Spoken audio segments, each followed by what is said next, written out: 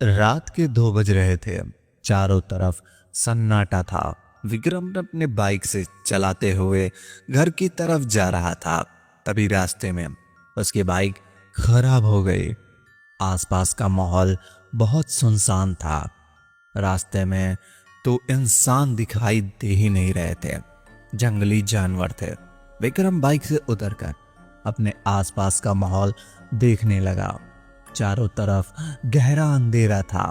उसे ठीक से कुछ दिखाई नहीं दे रहा था। तभी अचानक बारिश ने दस्तक दी। हल्की हल्की बारिश की बूंदें विक्रम के चेहरे पर गिरने लगे। ठंडी ठंडी हवाएं बहने लगी। विक्रम को अब बहुत ठंड लगने लगा था।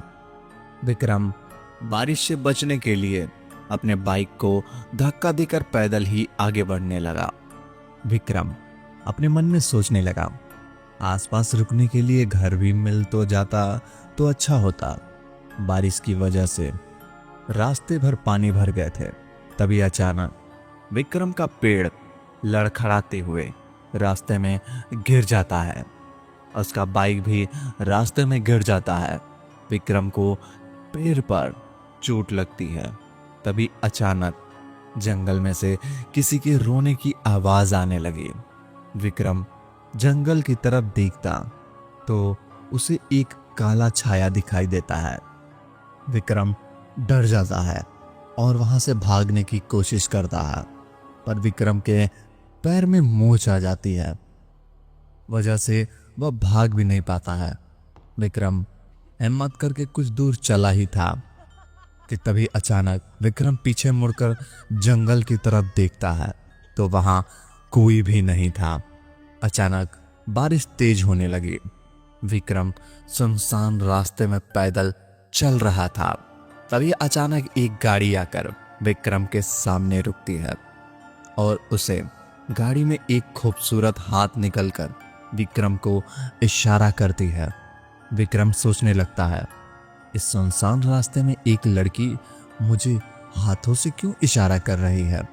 विक्रम सोच ही रहा था, तभी गाड़ी का दरवाजा खुलता है और एक जवान खूबसूरत लड़की गाड़ी से उतरती है और विक्रम के सामने जाकर खड़ी हो जाती है। उस खूबसूरत लड़की को देखकर विक्रम खो सा जाता है। उसे अपनी आंखों में यकीन नहीं हो रहा था। इतने रात को सुनसान सड़क पर इतनी तेज बारिश में एक लड़की उसके सामने खड़ी है। थोड़ी देर बाद लड़की विक्रम से कहती है, आप शायद किसी मुसीबत में हैं। बारिश भी तेज हो रही है, आप पूरे भीगे हो चुके हैं। आप मेरी गाड़ी में बैठ जाइए। यहाँ से कुछ ही दूर पर मेरा घर है। आज रात आप वहाँ आराम कर सकते हैं। विक्रम कहता है, ठीक है। चलिए। विक्रम उसकी खूबसूरत निगाहों को देखा जा रहा था। उसकी नशीली आंखें विक्रम को दीवाना बना रही थी। विक्रम ने उस लड़की से पूछा। उस लड़की ने अपना नाम रागिनी बताया। विक्रम खुद को रोक नहीं पाया और उस लड़की की गाड़ी में बैठ गया। थोड़ी देर बाद गाड़ी एक अनजान रास्ते से गुजरने लगी। चारों तरफ घना अंधेरा होने की वजह से कुछ भी दिखाई नहीं दे रहा था। बारिश की तेज हो रही थी। आसपास का माहौल इतना शांत था कि किसी जंगली जानवर आवाजें भी नहीं आ रही थी। गाड़ी जंगल के बीच घुस गई। जंगल से होकर गाड़ी आगे बढ़ने लगी। विक्रम रागिनी के ख्यालों में खोया हुआ था। उसे पता नहीं चला रागिनी उसे कहां ले जा रही है।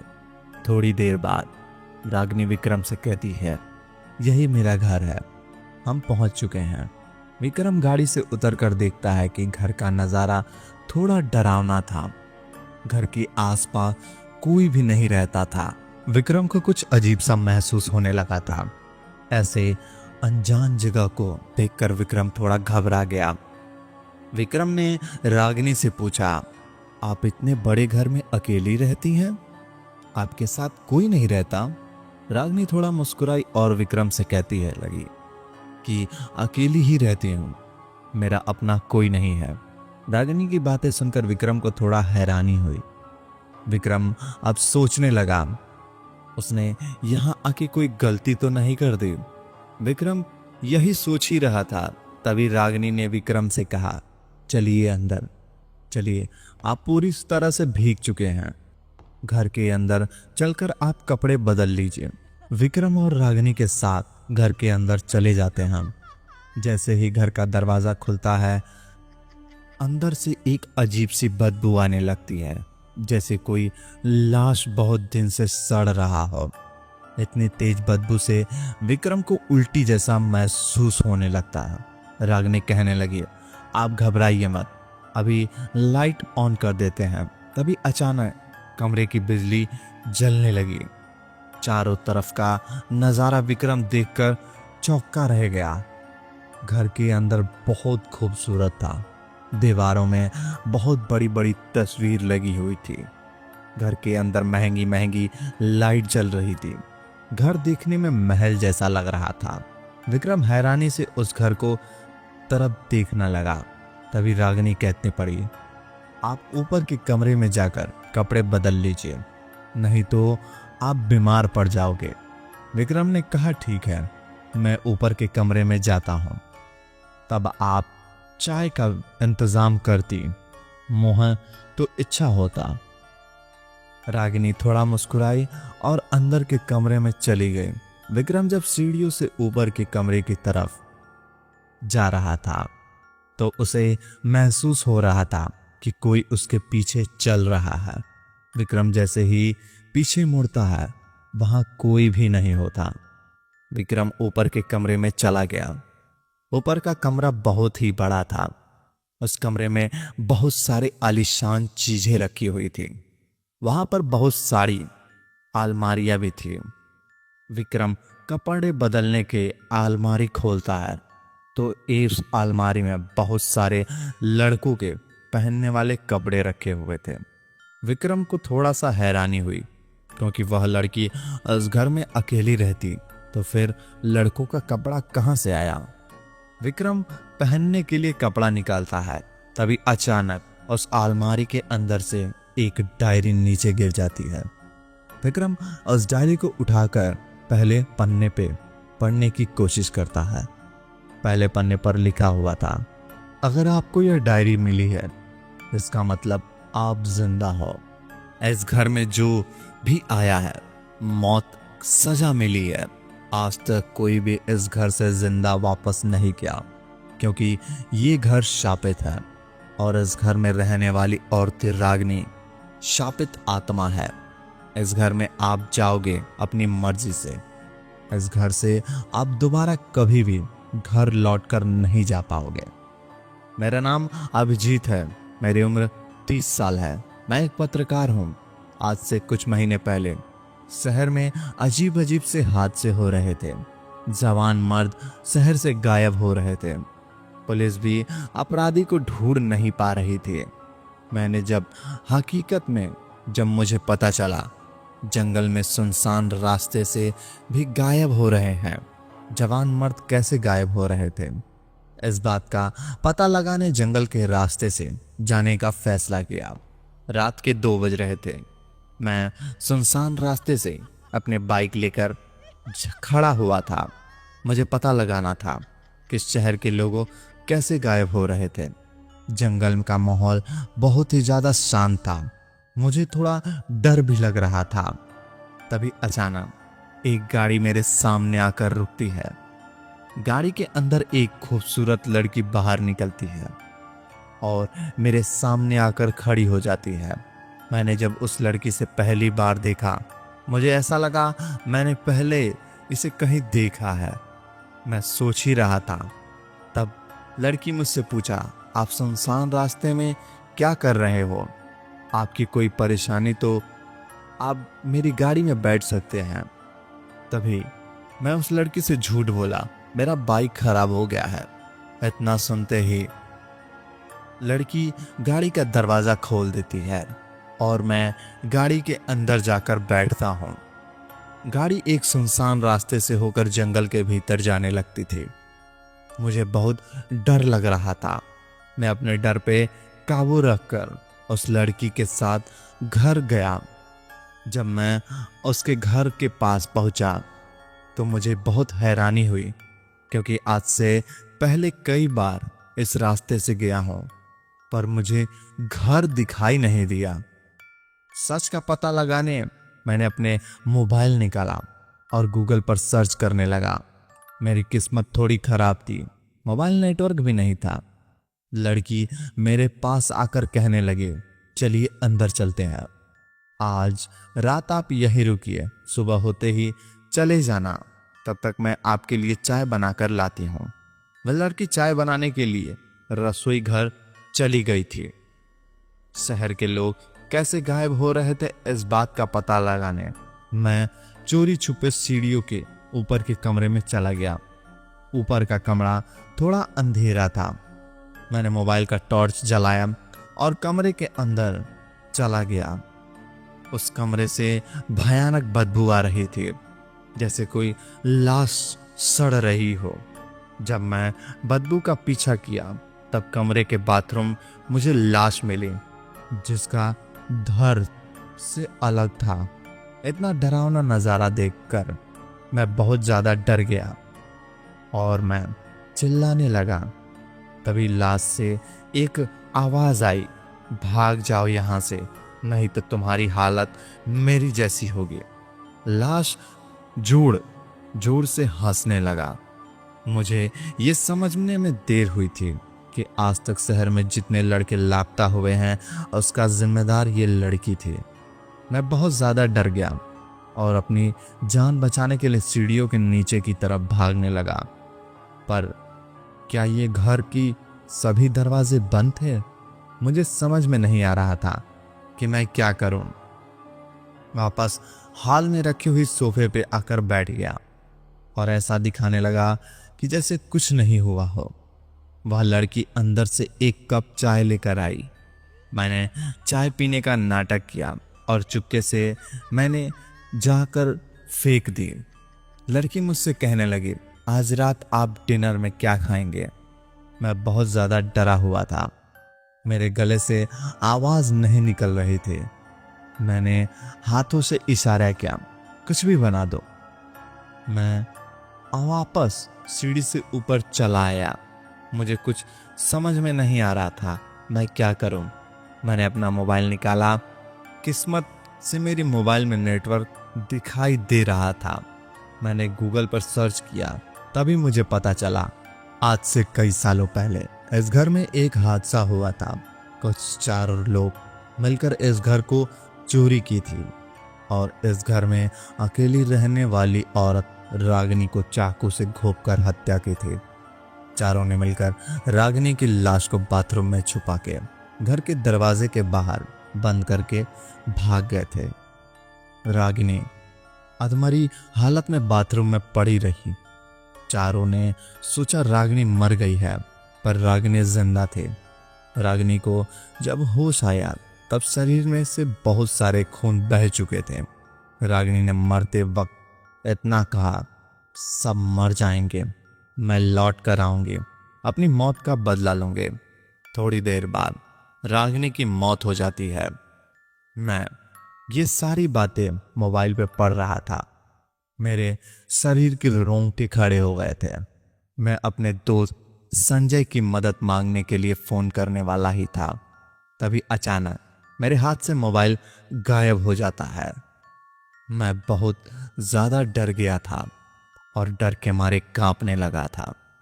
मुझे समझ में नहीं आ रहा था कि इस रागिनी के बारे में लोगों को कैसे बताएं। शहर में जितने भी लोग गायब हो रहे हैं इसका जिम्मेदार रागिनी ही थी। मैं एक पत्रकार था, तो मुझे अपनी जान की परवाह किए बिना ये सारी जानकारी लोगों तक पहुंचानी थी। इसलिए मैंने एक डायरी लिखी। मुझे नहीं लगता था कि मैं जिंदा बच पाऊंगा या नहीं। रागिनी एक शापित आत्मा है, अपने मौत का बदला लेने को इस घर में आ जाती है। रागिनी मेरे करीब आ रही है। रागिनी मुझे मार डालेगी। डायरी में बस इतना ही लिखा हुआ था। उसके बाद अभिजीत की मौत हो गई थी। मैं विक्रम अभी एक डायरी में लिखी हुई सारी बातें पढ़ रहा था। अब तक अपने जो कहानी सुने ये पत्रकार अभिजीत की थी। अभिजीत को इस शापित आत्मा की मौत का घाट उतार दिया था। मैंने डायरी को वापस अलमारी में रख दिया और सीढ़ियों से उतरकर भागने की कोशिश करने लगा। रागिनी को इस बात का पता चल चुका था, जहां से भागने की कोशिश कर रहा हूं। अचानक से घर की बिजली चली गई। चारों तरफ घना अंधेरा हो गया था। रसोई के कमरे में एक डरावनी आवाज आने लगी थी। खाने की, क्या खाओगे? मैं बहुत ज्यादा डर गया था। अंधेरे में बहुत कुछ भी दिखाई नहीं दे रहा था। अब मुझे लगा था कि मैं अब इस घर से जिंदा वापस कर नहीं जा पाऊंगा। घर के भीतर जोर जोर से हवाएं चलने लगी। बिजली अचानक से जलने बुझने लगी थी। कोई औरत हाथों में चाकू लेकर मेरी तरफ बढ़ने लगी। वह औरत बहुत डरावनी लग रही थी। गुस्से में घूरते हुए धीरे धीरे विक्रम की तरफ बढ़ रही थी। विक्रम एक कोने में जाकर छिप जाता है। रागिनी हाथ में चाकू लेकर विक्रम को आवाज दे रही थी, विक्रम तुम कहाँ हो? मेरे पास आओ। विक्रम तुम यहां से भाग नहीं पाओगे। अब मैं तुम्हारी बलि दूंगी और तुम्हारे शरीर को खून से प्यास बुझाऊंगी। डर के मारे विक्रम बुरी तरह से कांपने लगा। उसे अपनी मौत दिखाई देने लगी थी। विक्रम कुछ सोच भी नहीं पा रहा था, अब रागिनी से मुकाबला कैसे करे। थोड़ी देर पहले जो लड़की इतने सुंदर लग रही थी, अब पूरी तरह से बदलकर चुड़ैल बन गई थी। नसीली आंखें भयानक हो गई थीं। आंखों की पुतलियां सफेद थीं। मुंह से खून टपक रहा था। उसके जिस्म सड़ गया था, इसीलिए इतनी बदबू भी आने लगी थी। बालों में कीड़े मकोड़े रेंग रहे थे। रागिनी के चेहरे पर आधा हिस्सा सड़ रहा था। थोड़ी देर पहले जो महल जैसा दिख रहा था, अचानक एक खंडहर में बदल गया। अब यहां पर बिजली का कोई नामो निशान भी नहीं था। चारों तरफ घना अंधेरा छा गया था। विक्रम चुपके से भागने की कोशिश करता है। तभी रागिनी विक्रम को पकड़ लेती है। रागिनी विक्रम को जंगल के बीचों बीच चली जाती है। रागिनी विक्रम को एक पेड़ में बांध देती है। रागिनी जोर जोर से हंसते हुए कहती है, आज अमावस की अंधेरी रात है। आज रात तेरी बलि देकर मैं बहुत शक्तिशाली बन जाऊंगी। मैं तो तुझे पहले ही मार देती, पर तुझे शक्ति चाहिए थी, इसलिए इतनी देर तक तुम जिंदा हो, नहीं तो अब तक तुम्हें मेरा शिकार बन गए होते। विक्रम को कुछ समझ में नहीं आ रहा था, आगे क्या करे। विक्रम निराश मन से अपनी मौत की तैयारी देखने लगा। पेड़ में बंधे होने के कारण विक्रम यहां से भाग भी नहीं सकता था। रागिनी विक्रम को चारों तरफ मंत्र से शक्ति का घेरा बना देती है। उसके बाद रागिनी जोर से शैतानी मंत्र पढ़ने लगती है। रागिनी की डरावनी आवाज जंगल के चारों तरफ गूंजने लगती है। रागिनी अपने चाकू की बलि देने के लिए तैयार कर रही थी। विक्रम सोचने लगा, मैं यहां से भागने की कोशिश तो मेरी मौत पक्की है, मुझे हार मान लेनी चाहिए, मुझे अपनी जान बचाने की कोशिश करनी चाहिए। विक्रम को एक बुरी लत थी। विक्रम सिगरेट पीता था, इसलिए उसके जेब में हमेशा एक लाइटर रहता था। विक्रम को उम्मीद थी कि किरण नजर आने लगी। रागिनी का ध्यान मंत्रों में था। विक्रम इसी बात का फायदा उठाकर अपनी जेब से लाइटर निकालकर कोशिश करने लगा। बहुत संघर्ष के बाद उसका हाथ जेब में घुसा। विक्रम ने जेब में लाइटर निकाली और अपने हाथ में बंधे रस्सी को आग लगा दी। आग लगाने की वजह से विक्रम का हाथ घायल हो गया। रस्सी जल गई और विक्रम आजाद हो गया। विक्रम सोचने लगा, अगर मैं यहाँ से भाग गया तो रागिनी की मौत कभी नहीं होगी। लोगों का कहना है भूत आग के डर से है। मुझे इस रागिनी को खत्म कर देना चाहिए। अगर रागिनी जिंदा रही तो शहर के हादसों में सिलसिला ऐसा ही चलता रहेगा। रागिनी चाकू लेकर विक्रम की तरफ बढ़ने लगती है। विक्रम अब पेड़ से बंधे होने के नाटक करने लगा। जब रागिनी को चाकू मारने वाली थी तभी अचानक विक्रम के जेब में लाइटर निकलता है और लाइटर की मदद से रागिनी के शरीर में आग लगा देता है। आग लहती रागिनी बुरी तरह से जलने लगती है। रागिनी जोर से चीख रही थी। पूरे जंगल में रागिनी की आवाज गूंज रही थी। देखते ही देखते रागिनी जलकर भस्म हो जाती है। रागिनी के मरने के बाद विक्रम तेजी से भागने लगता है। विक्रम एक सुनसान रास्ते में पहुंच गया और बेहोश होकर गिर गया। थोड़ी देर बाद सुबह हो गई। सूरज की पहली किरण में रागिनी नाम का आतंक भी खत्म हो गया था। विक्रम को जब होश आया तब विक्रम हॉस्पिटल में लेटा हुआ था। रास्ते में बेहोश पड़े रहने की वजह से कुछ लोग मिलकर विक्रम को हॉस्पिटल में भर्ती करवा दिया। विक्रम ने कुछ दिनों तक अपना इलाज करवाया और पूरी तरह से ठीक होकर अपने घर चला गया। दोस्तों, ऐसे ही रास्ते में किसी को भी लिफ्ट नहीं देना चाहिए। अगर आपको कभी ऐसा मौका मिला तो आप क्या करेंगे, कमेंट करके बताइए। ऐसी ही कहानी सुनने के लिए मुझे सब्सक्राइब और फॉलो कर लीजिए ताकि हमारी आने वाली कहानियां सबसे पहले आप तक पहुंचे। मिलते हैं एक और नई कहानी में, तब तक के लिए धन्यवाद।